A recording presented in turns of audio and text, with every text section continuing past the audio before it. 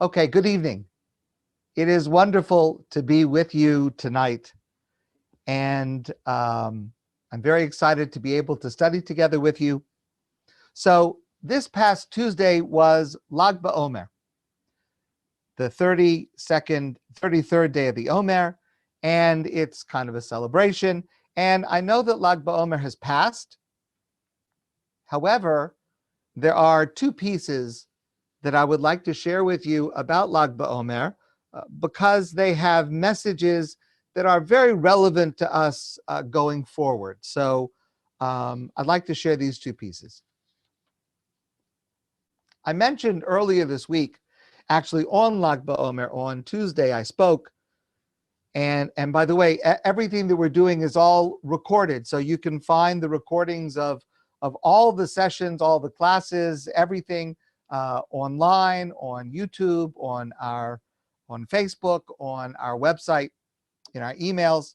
So, but I mentioned earlier this week that Lag BaOmer is very mysterious. It's very unclear. What are the origins of it? What are the reasons for its significance? And I mentioned the passage in the Talmud that comes closest to discussing it, but does not. And the Talmud tells us, the Gemara Masechta Yevamos tells us, that between Pesach and Shavuos, 24,000 students of Rabbi Akiva died between Pesach and Shavuos. Now, in that passage of the Talmud, there is no mention of the date of Lag BaOmer. It's just not mentioned. In fact, the date of Lag BaOmer as something special is not mentioned until centuries later. And so, for example, one of the earliest occurrences is the late 1300s, but one of the earliest is Rabbi Yosef Cairo, the author of the Shulchan Aruch, Code of Jewish Law, writing in the early 1500s. And he writes as follows: She'az pasku milamus. He writes that on Lag BaOmer, the 33rd day of the Omer, the dying of Rabbi Akiva's students, which had started at Pesach, stopped. Even though from the passage of the Talmud itself, it appears that the deaths took place between Pesach and Shavuos, the whole span, but Rabbi Cairo's understanding is it was up until, which is about 2.5 weeks before Shavuos, that's when the deaths stopped. Okay, so the deaths stopped, fine. So I can understand that on Lag BaOmer, if that's true, that there should be no avelus, no mourning. So the practices that we had about mourning, not listening to music, and not getting haircuts. We're still not getting haircuts this year, but those practices of mourning, okay, I understand they would cease, according to Rabbi Cairo, on Lag BaOmer. But the question is, fine, no mourning, but why celebrating? And in fact, the Ramah, Rabbi Moshe Isserles, says, writing at about the same time, Umarbim bo k'sas simcha, and we also add a little bit of joy. It's a celebration. And as we know today, it's become quite a significant celebration. Of course, this year was quite dampened and hampered in the celebration, but we celebrate. Why celebrate? What is there to celebrate of the fact that we just finished 24,000 funerals? That doesn't sound like a reason to celebrate. So on Tuesday, I shared one answer, which I think is a really important answer, but I'd like to share something different tonight. There are two commentators. One is the Pri Chadash, the other is the Chidah. And the two commentators explain that the reason for celebrating on Lag BaOmer is not because of the part of the story that I already told you. It is because of the next passage in the Talmud. Because the passage goes on to say, reading from the Talmud, so 24,000 students of Rabbi Akiva died from Pesach, now we understand, until Lag BaOmer. 24,000 Torah scholars. Says the Talmud, V'haya ha'olam shamem. The world was desolate. I don't know anything about the population numbers of the Jewish people at that time. But even today, I mean, can you imagine, God forbid, 24,000, and again, 24,000 Torah scholars. What would happen to Torah? How many Torah scholars are there in Canada right now? How many Torah teachers are there? How many Torah scholars are there? What would happen if the 24,000 most knowledgeable Jews, God forbid, in Canada suddenly passed away? What would happen to the future of the Jewish people in Canada? V'haya ha'olam shamein. The world was desolate. Ad sheba Rabbi Akiva, until what Rabbi Akiva did was, he went, Eitzel Rabbeinu Shebedoram. He went to find new students. V'shana lehem, and he started to teach them. Rabbi Meir, Rabbi Yehuda, Rabbi Yossi, Rabbi Shimon, and Rabbi Elazar. He started over again with 5 new students. The Hamidu Torah Osashah. And through those 5, Torah was transmitted to the next generation. Torah was in danger of being untransmitted because almost everyone who was knowledgeable in Torah had died. And through those 5, think of how precarious it was. From only 5, Torah was transmitted to the next generation and flourished and flourished. That, says the Chidah and the Pri Chadash, that's the reason for the simcha, for the joy. So again, let that sink in just for a moment. How many funerals were there?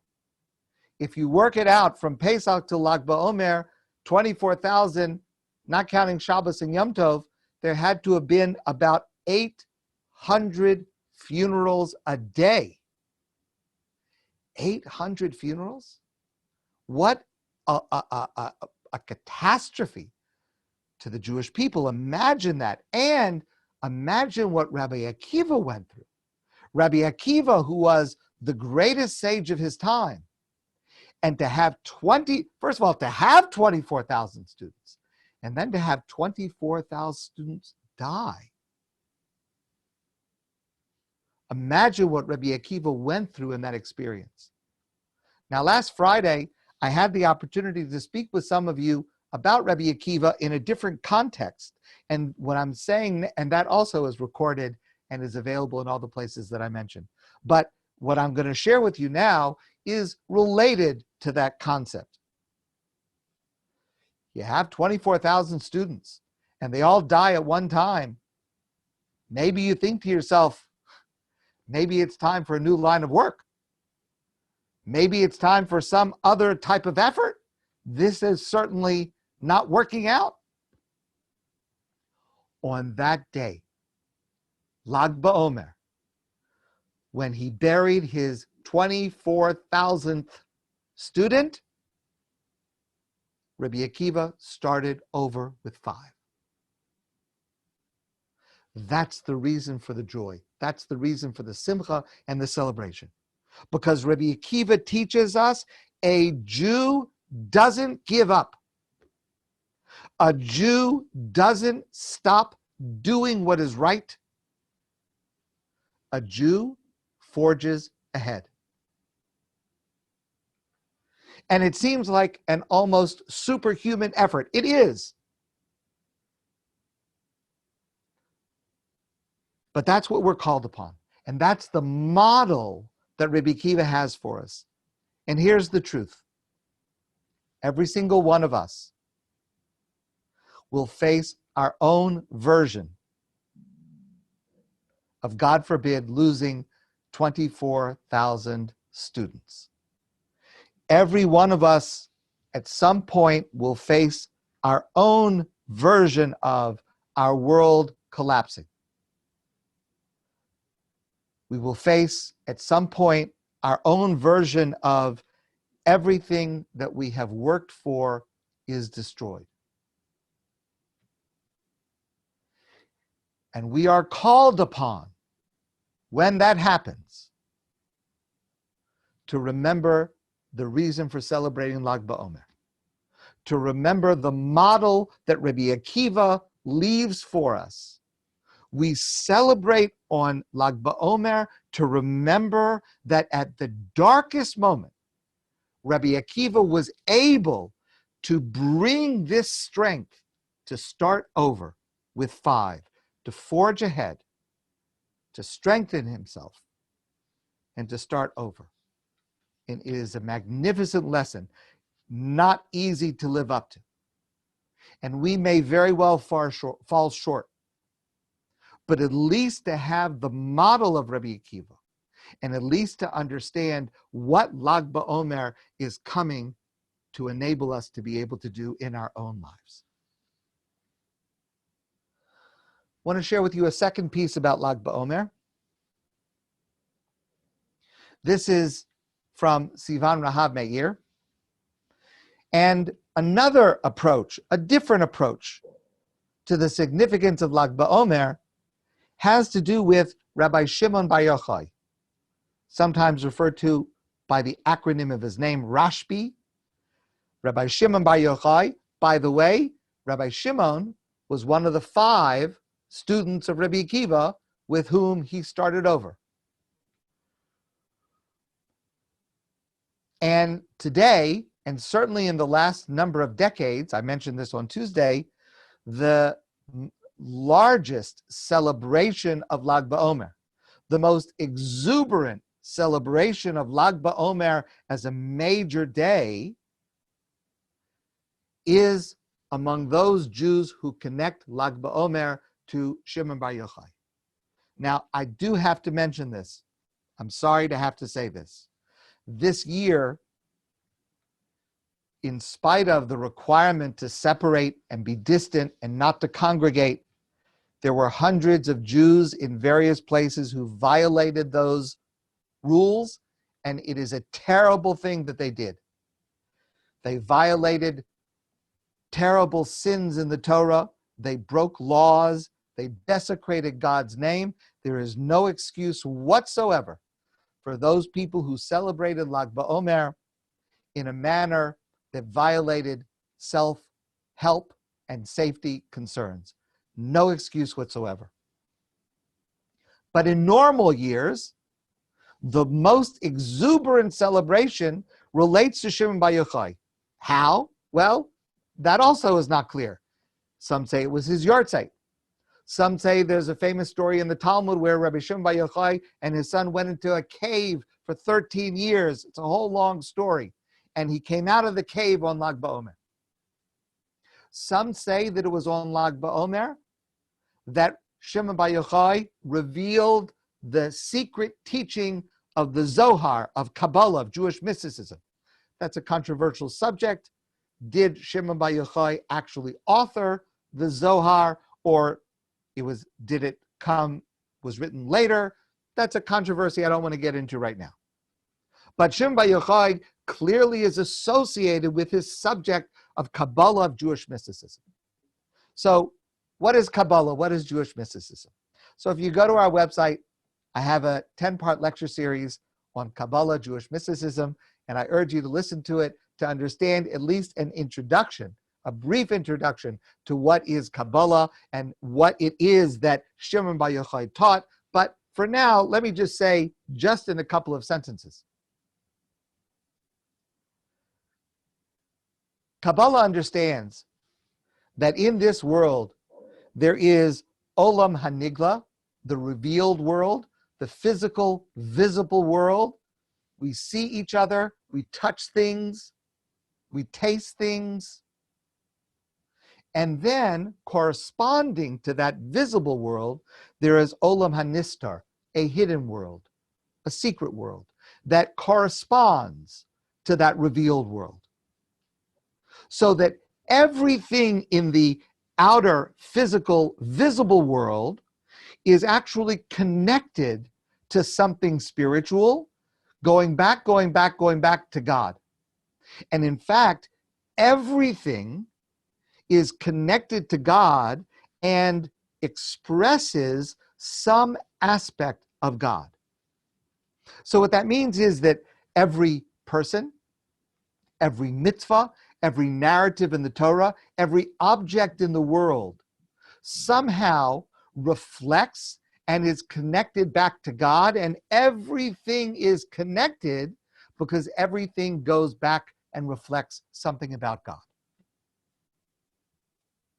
In very, very simple terms, what it means is everything in the world, every person, every object, every idea, every situation, there is a deeper element to it,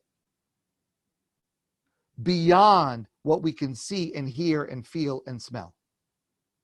And ultimately, it's connected back to God.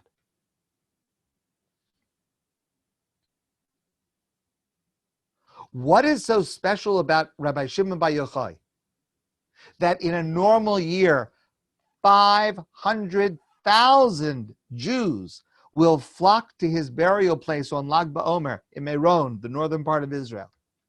500,000 Jews. What is the connection that they have? The secret is that he discovered for us that there is a secret. Shimon bar Yochai teaches us, even if you don't understand Kabbala, even if you don't understand the brief description that I gave you, and I want to just confess to you, I don't completely understand what I told you. Even if you don't understand it, at the very least, you understand there's more to this world than what we can see. There's something else. It goes beyond. It's deeper than we thought. What Shimon bar Yochai gives us is this sense that we are not only physical animals. This world is not only a material stage. There is something deeper. There is a secret. There is a connection. And even if we don't understand it, what we can take from Lag BaOmer is to understand there's more than we see. There is more than we know. What is evident to us is not all that there is. And that is a tremendously important lesson to learn from Lag BaOmer. Okay, so this week's Torah portion is the double Parsha of Behar and Bechukosai. And by the way, with this Parsha, we finish the book of Vayikra, Chazak, the third book in the Torah. I'd like to share with you two pieces relating to this week's Parsha. And if you have your Chumash, in the stone Chumash, you could turn to page 698. In the stone Chumash, the blue Chumash that we use at Adath, page 698, I'm looking at, in Vayikra, the Parsha Behar, chapter 25, verse 17, Pasuk 17, in the stone Chumash, page 698, near the bottom of the page, Yud Zayin 17, the Pasuk says, V'lo sonu ish es amiso. V'lo sonu ish es amiso. A person should not oppress another. V'yaresa me'elokecha, you shall fear God, ki ani Hashem Elokechem, because I am the Lord your God. What does it mean? Lo sonu ish es amiso, do not oppress another person. Says Rashi. Rashi says, quoting the Talmud, this is referring to onoas dvarim, oppressing someone else with speech, hurtful speech. Person is not supposed to say nasty things about another person, or harmful things, or things that cause another person pain. That is onoas dvarim, causing harm through words. Now, we have a source I've quoted to you many times before called Sefer HaChinuch, which was written by Rabbi Aharon of Barcelona centuries ago. And he goes through the 613 mitzvos, and he gives an explanation of each of the 613 commandments. It's a very important source. Listen to what he says about this mitzvah of lo sonu. He says, this mitzvah includes not to cause pain to others through words, not to shame them. And then he says, let me give you guidelines in how to apply this mitzvah. He says, this does not mean if somebody comes to you and criticizes you and insults you and says nasty things to you, this does not mean that you should not answer back. It's impossible for a person to be like a stone, remaining unmoved. And furthermore, if someone were to insult you or verbally abuse you and you were to remain silent, it might appear that you were acknowledging the truth of what that person is saying. A person is not required to suffer damage inflicted by another. A person is permitted to save themselves. And similarly with words, someone accuses me and it's not true. I have the right, I should defend myself with words and protect myself with words. However, says Rabbi Aaron of Barcelona, what the Torah is commanding here is don't do it with an argument. Don't do it with an insult. Don't speak the same way that you were spoken to. Lo sonu means even if someone wrongly criticized you or bothered you or insulted you or accused you of something, you can stand up for yourself. You can defend yourself. But answer back sweetly and pleasantly. Do not answer back with anger. Obviously, that takes a lot of self-control. That's hard to do. But then he adds the following. However, he says, there are some people whose piety is of such a degree that they do not even allow themselves to answer in any way an insult or a criticism in order to make sure that their anger does not overcome them. Concerning them, our sages say, those who are insulted but do not insult in turn, who are humiliated but do not answer back. Concerning them it is written, and those who love God are like the sun rising in its splendor. Okay. That's a really difficult thing, to be insulted and not answer back. That's really difficult. Now, that's Rabbi Aaron of Barcelona. Now listen to the insight of Rabbi Yehuda Amital. Rabbi Yehuda Amital says, from this passage we learn a very important principle in how God looks at human beings. God does not ignore a person's human tendencies. God does not require that a person suppress their feelings in order to fulfill God's will. God does not require a person who is insulted to remain quiet. It's human nature to respond, and it's okay to respond. What God says is, okay, it's human nature to respond. You have a right to respond, but here's how I want you to respond. Calmly. Don't descend to how the other person is speaking. Do it calmly. Lo sonu, don't cause more harm through the words that you're going to say. And even concerning that pious person who is able to summon superhuman self-control and not respond at all, listen again to the words of Rabbi Aaron of Barcelona. He doesn't say that he doesn't feel anger. It's not normal, it's not natural for a person not to feel anger when they are accused and insulted. It's just that this person has even more self-control not to respond at all, but to feel. God understands we're human beings.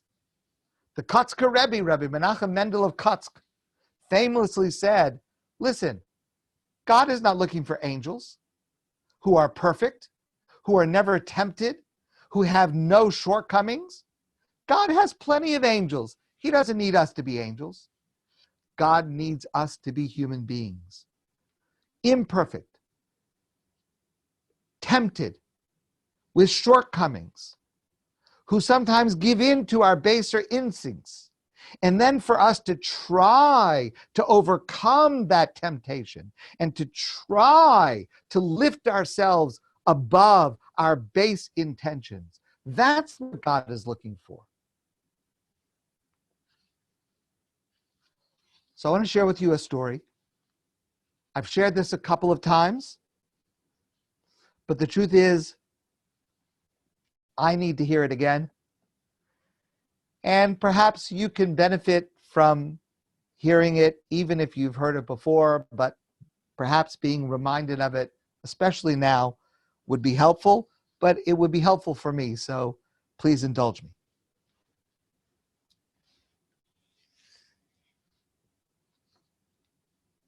Benjamin Zander was the conductor of the Boston Philharmonic Orchestra.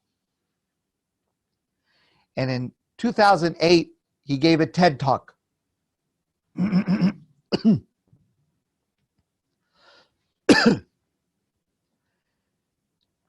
at the end of the TED Talk, he told this story. He said, I learned how important words are and the difference it makes in what we say and what we don't say. I learned this from a woman who survived Auschwitz, one of the rare survivors. She went to Auschwitz when she was 15 years old. Her brother was 8. Their parents had been murdered. And this woman tells the following story. We were in the train going to Auschwitz, and I looked down. She's talking about herself, and she's 15, her brother who is 8. I looked down and I saw my brother's shoes were missing. I said, why are you so foolish? Can't you keep your things together? It was the way an older sister might speak to a younger brother. Unfortunately, it was the last thing I ever said to him because I never saw him again. He did not survive. And when this woman came out of Auschwitz, she did survive. When this woman came out of Auschwitz, she made a vow. And she said, I walked out of Auschwitz into life, and I made a vow. And the vow was, I will never say anything that couldn't stand as the last thing I ever say. That's powerful. That's a lesson that we need to learn from our Parsha, from these words, Lo sonu ish es amito. I will never say anything that could not stand as the last thing I ever say. I want to share one last piece. Returning to Sivan Rahav Meir tonight. So if you turn, please, to page 702 in your Chumash. If you don't have it, don't worry. Just a short passage. Page 702, pasuk number 35, the middle of the page. It's Vayikra chapter 25, verse 35, pasuk lamed hey. The Torah says as follows: V'chiyamuch achicha umata yado imach.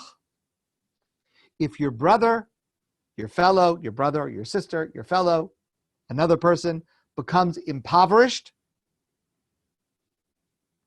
and his means of supporting himself falter, he's not able to support himself and his family, Behar-Bechukosai bo, you shall support him, you shall strengthen him.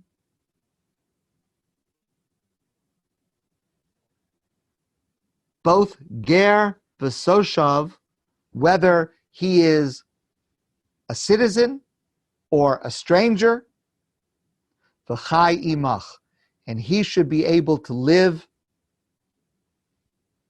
with health and with what he needs, just like you need to live. Rashi points out an interesting thing. The Torah does not say if your fellow becomes poor, you should give him money to support himself. The Torah does not say that you should help him if he becomes poor. The Torah says, v'hechazakta bo, and you should support him. What's the significance of that specific word? Lahachazik means to support, to raise up, to brace. Why not just say help? Why not just say be generous? So Rashi gives the following explanation. Rashi says, Al tenichu sheyered v'yipol. Don't wait until he has fallen into poverty. V'yekoshelakimo. Once he falls into poverty, it will be very, very difficult to raise him back up. Ella, but rather, chazkehu mishas mutas hayad.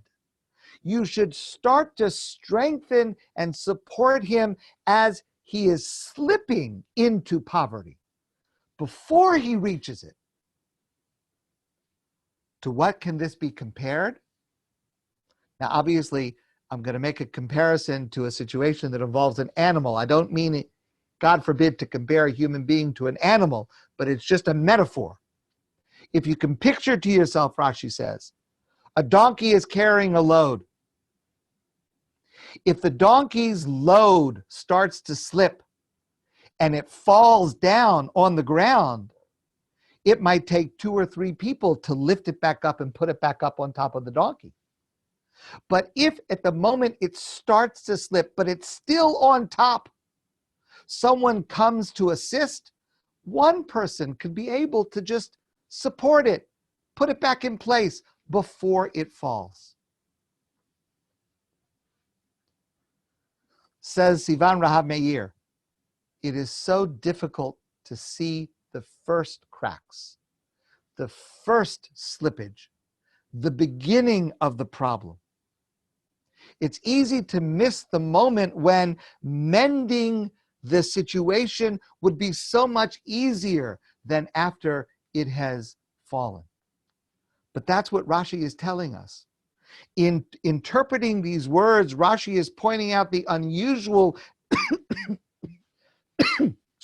the unusual nature of this word, the hechazakta bo, in order to illuminate for us that what the Torah is teaching us is, don't wait until it falls. Don't wait until he becomes poor.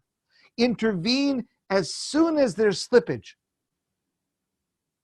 Early detection is needed.